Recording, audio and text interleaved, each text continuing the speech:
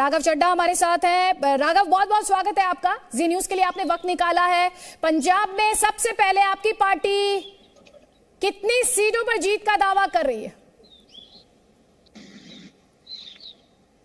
देखिए, अभी इलेक्शन खत्म होने में कुछ मिनट रह गए हैं। 6 बजे औपचारिक तौर पे पोलिंग क्लोज हो जाती है। जो लोग लाइनों में खड़े हैं वो अभी कुछ ही देर में वोट डालेंगे। हमें पूरे पंजाब से, माझा से, मालवा से, दोआबा से, हर जगह से बहुत ही पॉजिटिव रिस्पांस आ रहा है और क्लियर नजर आ रहा है कि इस बार पंजाब ने बदलाव के लिए वोट दिया है। अच्छी शिक्षा के लिए, बढ़िया स्वास्थ्य सेवाओं के लिए, और केजरीवाल साहब का जो दिल्ली में मॉडल लागू हुआ है उसे पंजाब में कहीं ना कहीं लागू करने के लिए पंजाब ने इन रिवायती पार्टियों को हराने के लिए एक नई पार्टी को, एक खुशहाल पंजाब की नींव रखने के लिए वोट दिया है। हर जगह से अच्छी खबरें आ रही हैं। सुबह से ही थोड़ी बहुत जगहों पर कहीं ईवीएम मशीन खराब हो गई, कहीं कुछ गुंडागर्दी या कुछ छोटा मोटा वायलेंस की रिपोर्ट्स आई, जो लगातार हमने इलेक्शन कमीशन को बताई, एडमिनिस्ट्रेशन को, प्रशासन को जिसकी सूचना दी। हमें पूरा विश्वास है कि बहुत ही अच्छे नतीजे आम आदमी पार्टी के हक में इस बार आने वाले हैं। आप मुस्कुरा रहे हैं जब आप कह रहे हैं कि अच्छे नतीजे आ रहे हैं, तो कोई नंबर फिक्स करना चाहेंगे? एस्ट्रोलॉजर तो आप नहीं है, लेकिन फिर भी पार्टी के जहन में कोई नंबर तो होगा जरूर। नंबर फिक्स करना आपका काम है। कुछ ही दिनों में आप एग्जिट पोल दिखाएंगी। हम आपसे पूछेंगे दीदी जी की क्या नंबर है, लेकिन मेरा दिल कहता है, मैं करीब करीब पिछले 1 साल से ऊपर हो गया मुझे इंचार्ज के तौर पे, को इंचार्ज के तौर पे पूरे सूबे में घूमते हुए लोगों के बीच एक उनका बच्चा या भाई बन के नहीं, बल्कि एक सियासतदान बन के, एक पार्टी का सह प्रभारी बन के लोगों के बीच जाकर उनकी नब्ज पे टोलना, लोगों से बात करना, और कहीं ना कहीं एक चेंज का, बदलाव का मूड मुझे नजर आया। और ये बदलाव का मूड इतना ज्यादा था कि मेरा अपना मानना है कि जैसे आपने देखा 2015 के दिल्ली चुनाव में कि आम घरों के बच्चे बच्चियों ने, आम घरों के लड़के लड़कियों ने बड़े बड़े सियासतदान कांग्रेस के और बीजेपी के दिल्ली में हरा दिए।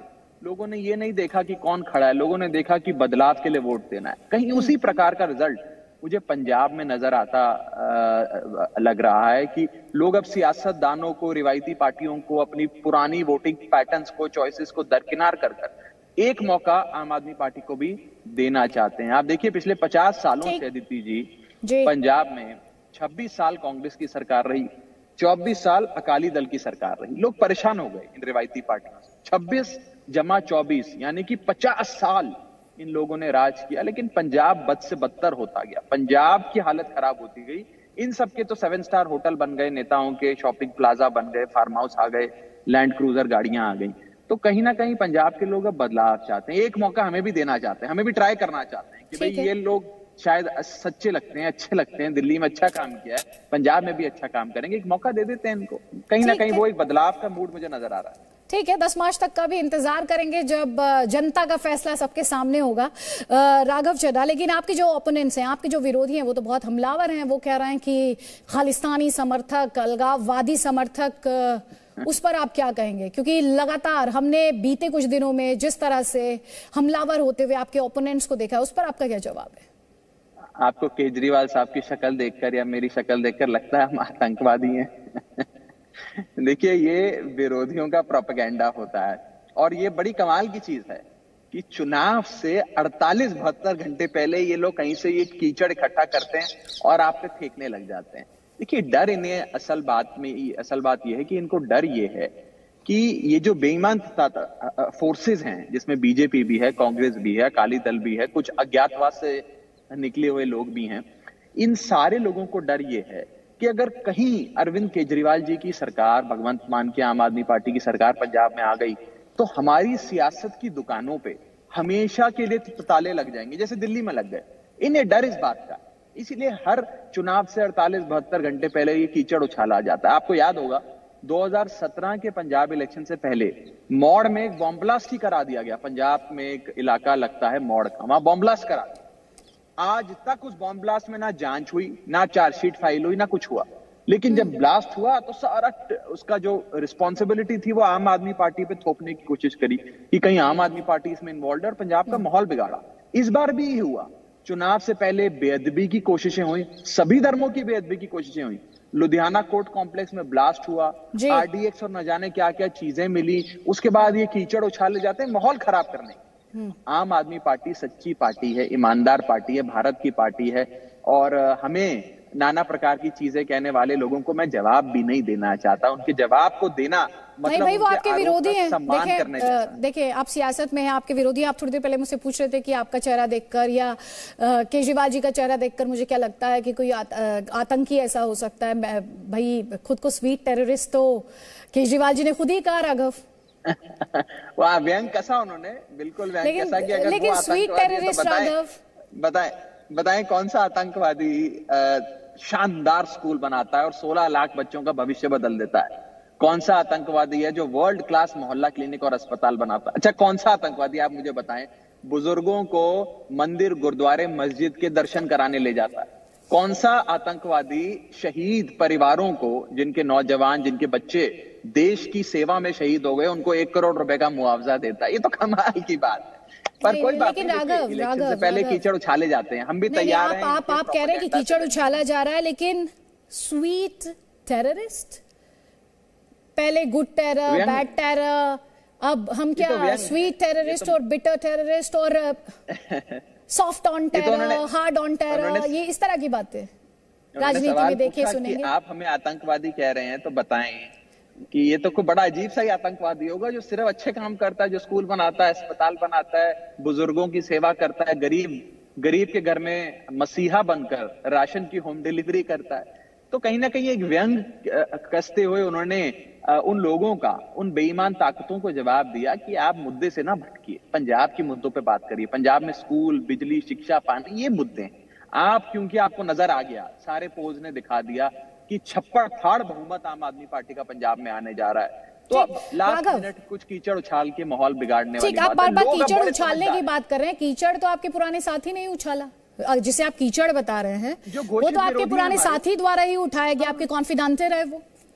जो हमारे अनाउंस्ड, फॉर्मली अनाउंस्ड घोषित विरोधी हैं, वो कुछ राजनीतिक दलों से मिलकर हो सकता है ऐसा कर रहे हो। मैं बहुत ज्यादा ना उनकी बात को सम्मान देना चाहता हूं, ना उनके इन बयानों को सम्मान देना चाहता हूं। हम इनसे परे हट चुके हैं, हम इनकी विवाद में पड़ते ही नहीं।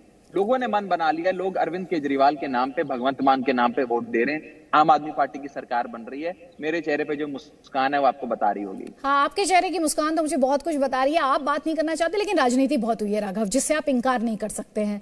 आपके जो पॉलिटिकल ओपोनेंट्स हैं, उन्होंने ये भी कहा कि एक शब्द ना अलगाववादियों के खिलाफ अरविंद केजरीवाल द्वारा कहा गया, ना खालिस्तानियों के खिलाफ कहा गया। ये मौन समर्थन दिखाता है। उन्हें आप क्या कहेंगे? देखिए, इन लोगों की ये तो खिसियानी बिल्ली खंबा नोचे, इनके पास कुछ एजेंडा ही नहीं। ये वो क्या, कुछ बड़ा एक फेमस शेर है, मुझे ध्यान नहीं आ रहा कि शायर ने लिखा है कि उनको अपने अमल का हिसाब क्या देते, उनको अपने अमल का हिसाब क्या देते, सवाल सारे गलत थे, जवाब क्या देते। इन विचारों के पास कुछ है ही नहीं। आप सोचिए, ये चुनाव से 72 घंटे पहले नींद से जागते हैं अज्ञातवास से और कीचड़ फेंकने लग जाते हैं। कीचड़ फेंकने, कुछ भी आरोप लगाओ, कुछ भी, केजरीवाल आतंकवादी है, ये है, वो भारत के 2 हिस्से करने की प्लानिंग कर रहा है, एक हिस्से का प्रधानमंत्री बनना। मतलब आप सोचिए, ये बोल क्या रहे हैं? इनको कहीं कोई मानसिक तौर पे इनका संतुलन तो नहीं बिगड़ गया? और मुझे कहीं ना कहीं लगता है कि ऐसे राजनीति में हमने कई इलेक्शंस देखे, बहुत कुछ देखा, लेकिन पंजाब इलेक्शंस ने गंदी राजनीति जो होती थी ना, उसका स्तर एक इस लेवल तक पहुंचा दिया जो आज तक हमने कभी देखा नहीं था। दुख की बात है कि राजनीति में राजनीति का स्तर, पॉलिटिकल डिस्कोर्स का स्तर इतना गिर गया। और मुझे लगता है कि मतदाता जो है ना अदिति जी, वो बड़ा समझदार है।